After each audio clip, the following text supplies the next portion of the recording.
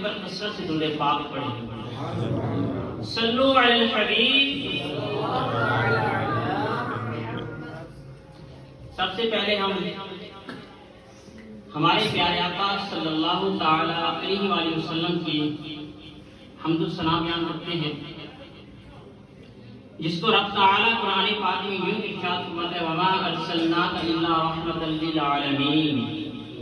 اے محبوب آپ تمام جہانوں کے لیے رحمت بن کر آئے ہیں،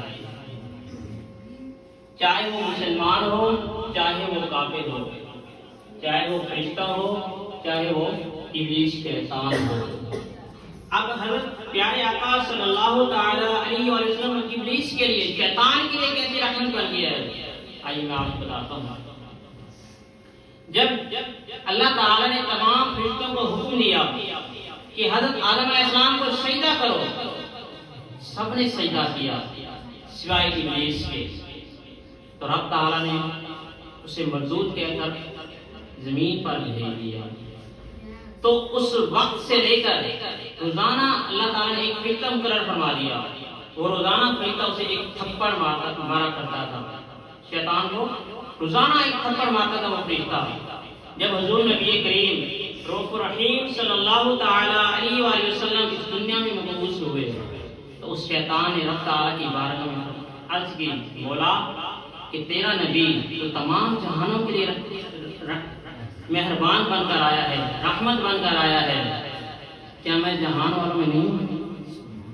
رب تعالیٰ نے ارشاد فرمایا کہ بے شک میرا محبوب تمام جہانوں کے لیے رحمت بن کر آیا ہے. تو رب تعالیٰ نے فرشتے کو حکم دیا کہ آج اس شیطان کو مارنا بند کر دو. سبحان اللہ. تو پیارے آقا صلی اللہ تعالی علیہ وآلہ وسلم کے اس دنیا میں بے شمار معجزات ہیں. انہی میں سے ایک معجزہ ہمارے صدیق اکبر ہیں. آپ کا جو نام مبارک ہے وہ ہے عبداللہ. آپ کے اسلام لانے سے پہلے آپ کا نام تھا عبد الکعبہ، کعبے کا بندہ.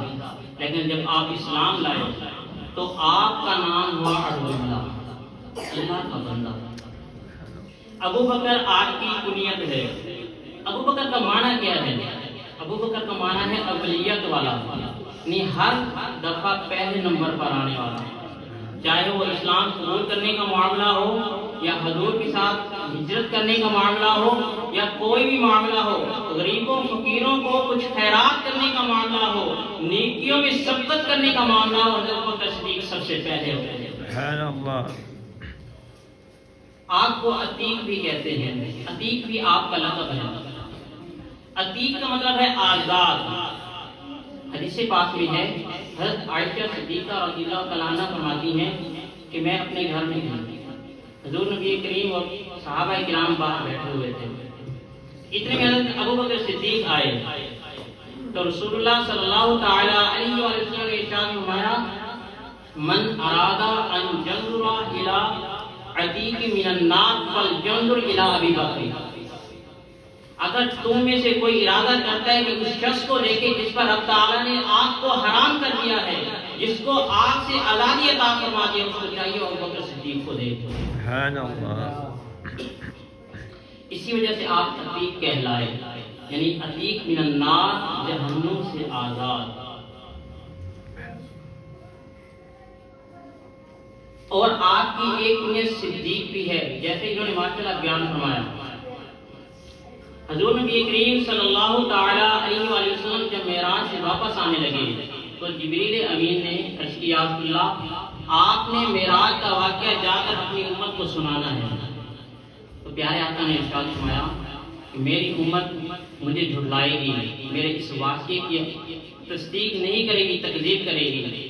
تو جبریل امین نے کہا کہ یا رسول اللہ ابو بکر تو ہے، وہ صدیق ہیں، یعنی آپ کا صدیق لقب اس وقت سے پڑا ہے. یعنی جبریل امین نے کہا کہ وہ صدیق ہیں. اور حضور نبی کریم صلی اللہ تعالی علیہ وآلہ وسلم جب معراج پر گئے تو آسمانوں پر جہاں لکھا ہوا تھا لا الہ الا اللہ محمد رسول اللہ، ساتھ لکھا تھا ابو بکر صدیق، کہ اللہ کے علاوہ کوئی معبود نہیں اور محمد اللہ کے رسول ہے، اور ابو بکر صدیق آپ کے خلیفہ ہیں. حضور نبی کریم صلی اللہ تعالی علیہ وسلم نے ارشاد فرمایا، میں نے ہر آسمان پر اپنے نام کے ساتھ ابو بکر صدیق کا نام دیکھا ہے، ہر آسمان پر، ساتوں آسمانوں پر گئے، آپ کے نام کے ساتھ حضرت ابو بکر صدیق کا نام بھی تھا۔ کتنی بڑی شان ہے آپ کی۔ اور حضور نبی کریم صلی اللہ تعالی علیہ وسلم کی دوستی حضرت ابو بکر صدیق سے اسلام کے بعد کی نہیں ہے، اسلام سے پہلے کی ہے۔ حضرت ابو بکر صدیق کی عمر مبارک حضور نبی کریم صلی اللہ تعالی علیہ وسلم کی عمر مبارک سے 2.5 سال کم تھی۔ جب آپ کی دوستی ہوئی اس وقت حضرت ابو بکر صدیق کی عمر 16 یا 17 سال تھی اور حضور کی عمر 20 سال تھی۔ جب حضور نے اعلان نبوت فرمایا اس وقت حضور کی عمر مبارک 40 سال تھی، یعنی اس وقت آپ دونوں کی دوستی کو 20 سال گزر چکے تھے۔ آئیے آپ کی کچھ شان سنتے ہیں۔ مدینہ شریف میں کچھ بچیاں رہتی ہیں، ان کے پاس بکریاں تھیں، انہیں دودھ دوہ کر کوئی دینے والا نہیں تھا، تو آپ رضی اللہ تعالیٰ عنہ ان کو دودھ دوہ کر دیتے تھے۔ جب آپ خلیفہ بنے تو ان بچی میں سے ایک بچی نے کہا، اب تو آپ خلیفہ بن گئے ہیں، اب آپ ہمیں دودھ دو کے نہیں دیں گے تو ہمیں دودھ بکروں کا نکال کے کون دے گا؟ تو آپ نے بڑا پیارا جواب دیا کہ صدیق اکبر حضرت ابو بکر صدیق خلیفہ اگرچہ بن گئے لیکن ہیں خادم۔ اور آپ نے ایک لشکر کو مہم پر بھیجا شام کو فتح کرنے کے لیے۔ اس لشکر کا آپ انداز دیکھیے گا، حضرت ابو بکر صدیق کا، آپ نے حضرت یزید بن ابی سفیان کو اس لشکر کا امیر بنایا، اور جب اس کو روانہ کرنے کے لیے گئے تو یزید بن ابی سفیان اس گھوڑے پر سوار تھے، آپ ان کی رکاب پکڑ کر پیدل چل رہے ہیں، حالانکہ وقت کے بادشاہ ہیں، اور ایک سپہ سالار کو روانہ کرنے کے لیے خود پیدل چل رہے ہیں، ان کو سواری پر سوار کیا ہوا ہے۔ تو وہ کہنے لگے کہ یا خلیفۃ المسلمین، آپ ایسا کریں، یا تو آپ سواری پر آ جائیں یا میں سواری سے نیچے اتر آتا ہوں۔ آپ نے فرمایا نہیں، نہ ہی میں سواری پر سوار ہوں گا، نہ ہی آپ سواری سے اتریں گے، نہ ہی آپ۔ اسی طرح پھر وہ گھوڑے کو لے کر پیدل آپ چلتے رہے، پھر ان کو رخصت کر کے پھر آپ واپس آئے۔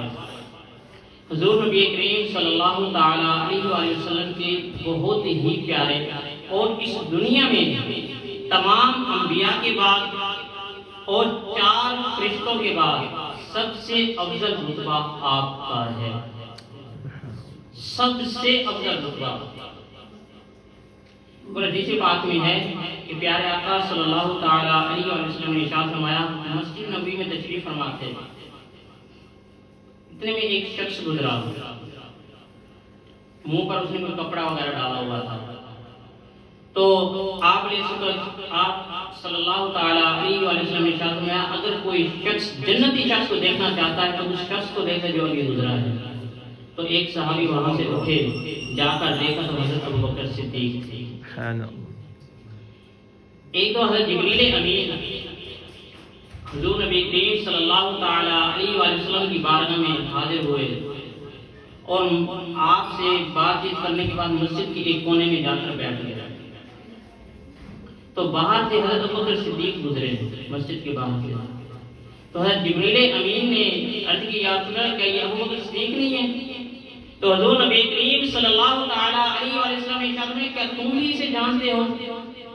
فرمایا، جبریل امین نے عرض کی، یا رسول اللہ، جتنا یہ دنیا پر مشہور ہے اس سے زیادہ یہ آسمانوں پر مشہور ہے، جتنا یہ دنیا پر مشہور ہے اس سے زیادہ آسمانوں پر مشہور ہے۔